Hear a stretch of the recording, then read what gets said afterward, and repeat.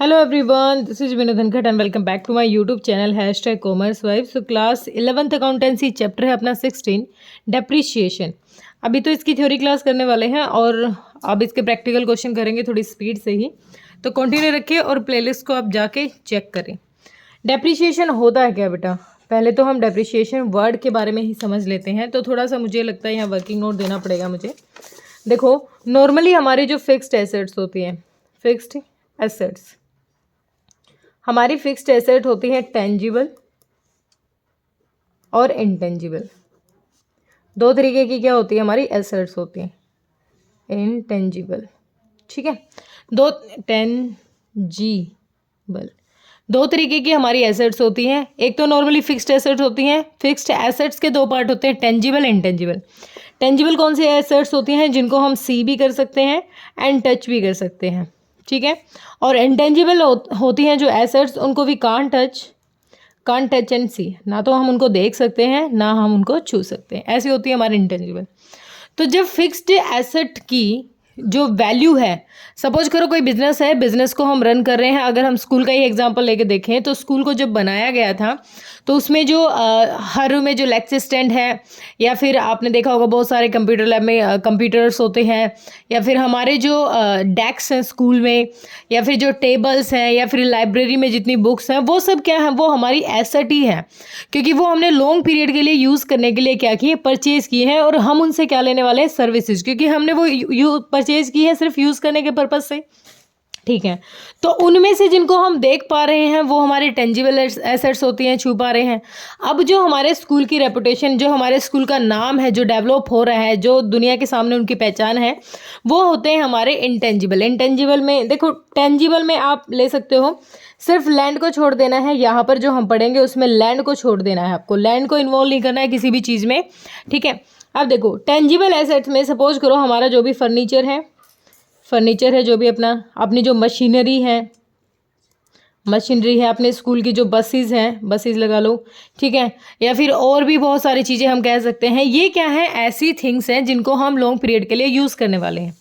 जब in things में कमी आने लग जाती है, हिंदी में लिख रही हूँ मैं, जब इनमें कमी आने लग जाती है ड्यू टू यूज़, ज़्यादा यूज़ करने की वजह से, या फिर इनसे जो सर्विसेज हमें लेनी थी उन सर्विसेज के यूज़ होने की वजह से, या फिर इनका टाइम पूरा हो गया है, ठीक है, या फिर ये डैमेज हो गई है, इस किसी भी तरीके से जब हमारी टेंजिबल फिक्स्ड एसेट्स में कमी आती है, वो कमी ही हमारी क्या होती है, डेप्रीशिएशन। क्या होती है वो कमी ही हमारी होती है, डेप्रीशिएशन, ठीक है। क्लियर हुई ये बात? डेप्रीशिएशन क्या होती है, जब टेंजिबल फिक्स्ड एसेट्स में उनकी वैल्यू जब रिड्यूस होती है due to uses, due to time period, किसी भी रीजन से जब उनकी वैल्यू में जो कमी आती जाती है, हर साल जो कमी आती है, वही होता है डेप्रीशिएशन, ठीक है। अब है इंटेंजिबल एसेट्स। इंटेंजिबल एसेट्स कौन सी होती हैं भाई? गुडविल है किसी भी ऑर्गेनाइजेशन की, पेटेंट्स हैं, कॉपीराइट्स हैं, ये होते हैं, इनको हम देख नहीं सकते, ठीक है, लेकिन इनकी खुद की एक एग्जिस्टेंस हम फील कर सकते हैं, क्योंकि एक रेपुटेशन होती है। जैसे अभी एग्जांपल लेके चलूँ मैं, तो आईफोन है और OnePlus के फ़ोन हैं, इनकी एक इमेज सेट हो रखी है कि चलो कॉस्टली तो है, लेकिन इनकी बराबरी में इनका एक अच्छा कॉम्पिटिटर अभी मार्केट में नहीं है, अगर एप्पल की बात की जाए। लेकिन इन फ्यूचर मुझे लग रहा है OnePlus इसको टक्कर दे देगा, क्योंकि वो भी काफ़ी अच्छी क्वालिटी का। तो ये गुडविल है, जो इमेज हमारे सामने अच्छी या बुरी जो सेट हो जाती है, वो होती है गुडविल। पेटेंट्स हो गए, कॉपीराइट्स, तो ये इंटेंजिबल थिंग्स है जिनको हम छू नहीं सकते, देख नहीं सकते। तो कमी तो इनमें भी आती होगी ज़्यादा यूज़ करने की वजह से। तो इनमें जो कमी आती है उसको कहते हैं अमोर्टाइजेशन। लेकिन हम क्या पढ़ने वाले हैं?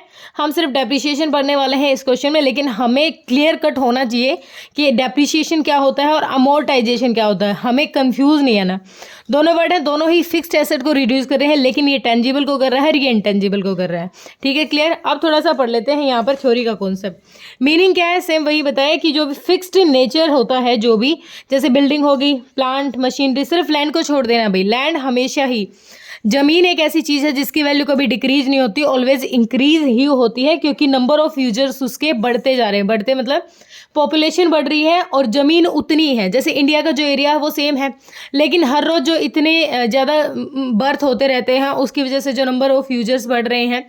जैसे अगर आप एग्जांपल लेके चलो तो आपके दादा के पास पहले ज़्यादा ज़मीन थी, फिर उसको अपने पापा, आपके ताऊ सब में बट गई, फिर आप लोगों में बढ़ जाएगी। तो अब वो नंबर ऑफ यूजर्स बढ़ गए हैं उसको यूज़ करने वाले, इसीलिए उसकी वैल्यू हमेशा इंक्रीज होती है, डिक्रीज नहीं होती। ठीक है, तो ये जो हमारे जो जितने भी ऑफिस इक्विपमेंट है ये सारे क्या है, जब किसी भी रीज़न से हो सकता है उसका टाइम एक्सपायर हो गया हो उन एसेट्स का, या फिर हमने उनको ज़्यादा यूज़ कर लिया हो अपने बिजनेस में, तो इस वजह से जो उसमें रिड्यूस, उसमें वैल्यू जो कमी आ रही है वही क्या है, हमारा डेप्रिसिएशन है। ठीक है, इसको हम कैसे करते हैं, नॉर्मली हम एक एसेट खरीदते हैं, कोई भी एसेट हमने सपोज खरीदो, पहले एक बार देख लेते हैं कुछ एक डेफिनेशन है।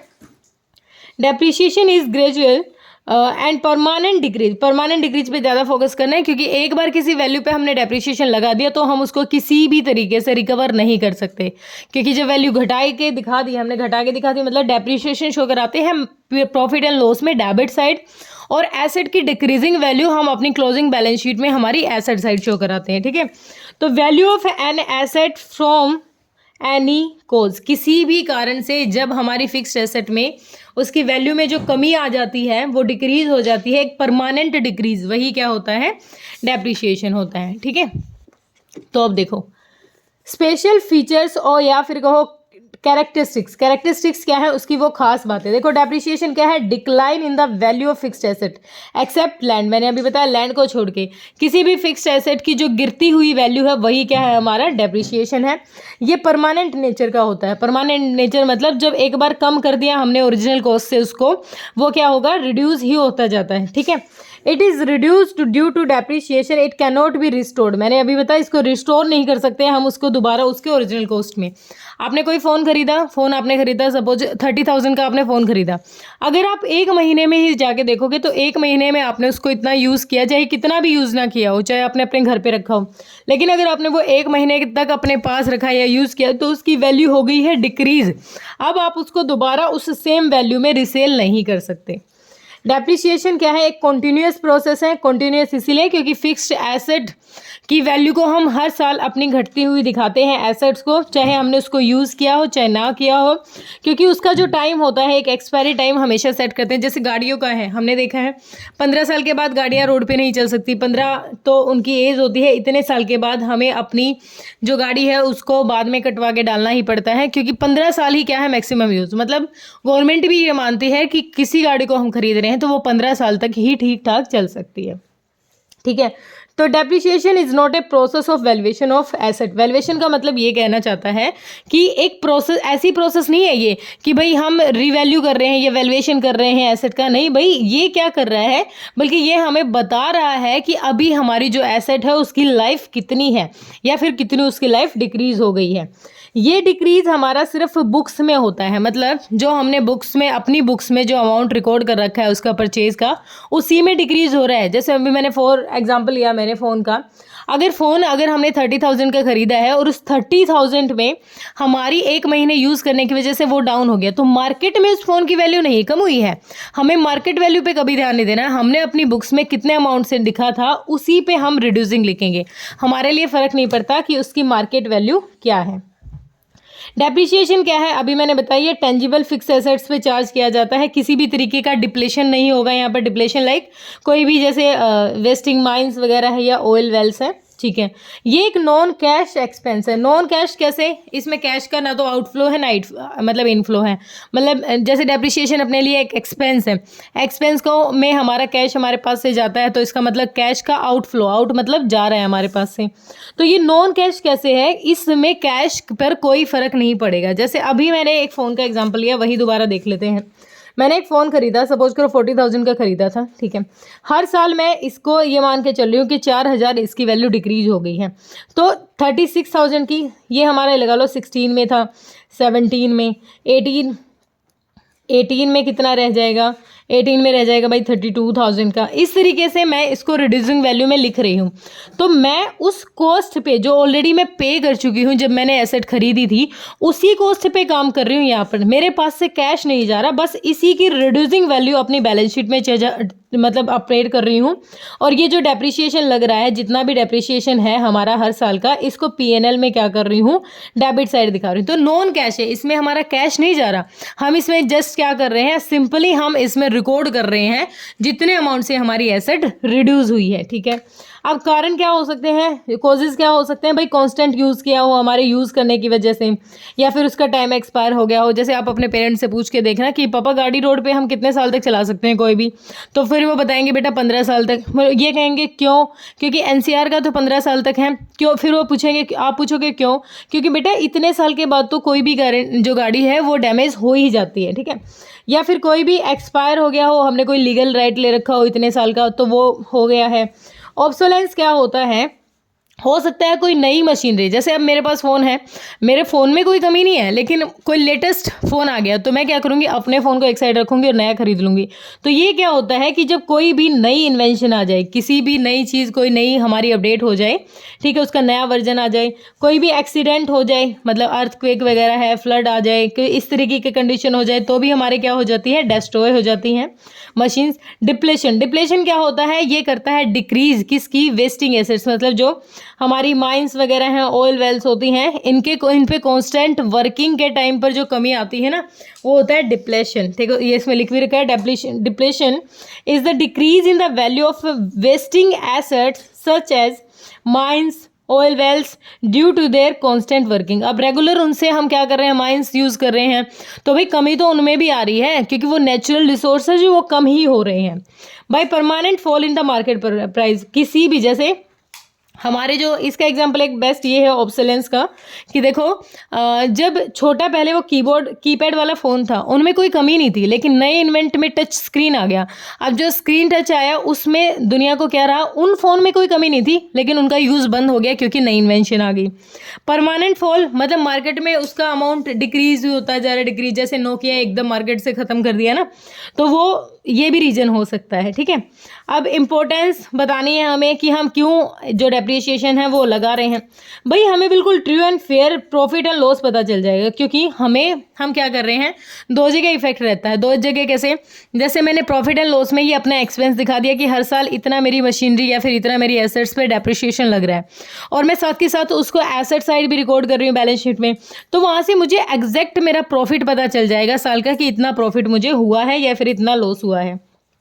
फाइनेंशियल पोजीशन की बिल्कुल साफ सुथरी रिपोर्ट रहेगी, ट्रू एंड फेयर रिव्यू रहेगा हमारा। ट्रू एंड फेयर का मतलब क्या होता है, हम यहाँ पर ये नहीं है कि एक्सेस अमाउंट से अपनी एसेट दिखा रहे हैं, जो हमारी एसेट है उसको, उसकी वैल्यू इस साल जितनी कम हो चुकी है उसको रिड्यूस करने के बाद ही दिखा रहे हैं।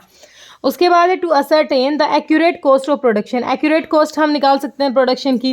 फंड्स है उसकी रिप्लेसमेंट ऑफ एसेट्स हो गया, distribution of profit out of capital. इसका मतलब क्या होता है, सपोज करो हमने डेप्रिसिएशन चार्ज नहीं किया है, तो ये अपने लिए एक्सपेंस, ये किसके अगेंस्ट चार्ज होता है, प्रॉफिट के अगेंस्ट। तो पीएनएल में अगर हमने कोई खर्चा दिखाया ही नहीं है तो हमारा प्रॉफिट ज़्यादा हो जाएगा, और प्रॉफिट ज़्यादा होगा तो हमें प्रॉब्लम आएगी जब हम अपने जो कौन होते हैं, ये ओनर होता है, उसको जब पीएनएल का अमाउंट ट्रांसफ़र करते हैं तो वहाँ पर हमें एक एग्जैक्ट रिपोर्ट नहीं दे पाएंगे, तो हमें अपना ठीक ठाक प्रॉफिट दिखाने के लिए भी डेप्रिसिएशन चार्ज करते हैं। Over payment of income tax, अब जितना प्रॉफिट होता है उस हिसाब से इनकम टैक्स पे करना पड़ता है।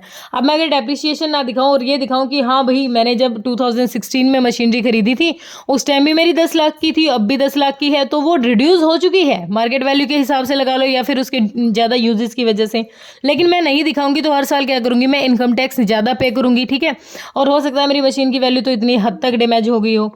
और भी बहुत सारे ऑब्जेक्ट हो सकते हैं कि भाई चलो हमारा अगर प्रॉफिट ज़्यादा लग रहा है और एग्जैक्ट प्रॉफिट नहीं शो कर रहे, तो जो डिमांड रहेगी हमारे एम्प्लॉयज़ की वेजेस या बोनस के लिए, फिर कोई भी रिजल्ट इस तरीके का, फिर कोई भी कंपटीशन हो गया, मतलब कोई भी बिजनेस का इस तरीके से, तो exact true and fair report अगर कंपनी के पास है तो वो उसी हिसाब से अपने डिसीजन लेती है।